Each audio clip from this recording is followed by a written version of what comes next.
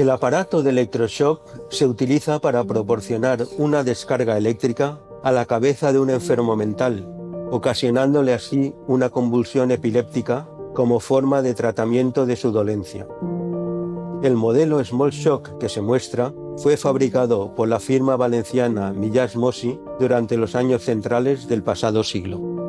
La empresa se localizaba en un edificio anejo al de la nau, que fue demolido en 1954 en la última remodelación del edificio.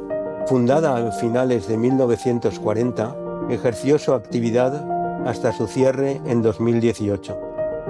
La empresa Millás Mossi jugó un importante papel en el campo de la electromedicina en España durante la segunda mitad del siglo XX, como lo atestiguan los numerosos aparatos fabricados por ella que aún se conservan como piezas de colección. Tras las primeras experiencias en Italia en 1938, el electroshock llegó a Valencia de la mano de los psiquiatras Juan José López Ibor y Francisco Marco Merenciano, así como del electroradiólogo José María Rius Vivó, como podemos documentar en la Biblioteca Histórico-Médica Peset Llorca de la Universidad de Valencia.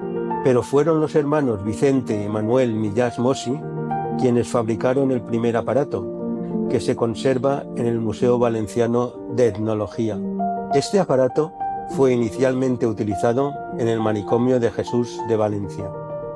A este modelo siguieron otros, como el Small Shock ya mencionado o el Petit Shock, aparatos de los que se conservan varios ejemplares en el Museo de Historia de la Medicina y de la Ciencia de la Universidad de Valencia, formando parte de una importante colección de equipos de electromedicina, como los dedicados a rayos X, diatermia, onda corta o fototerapia, entre otros.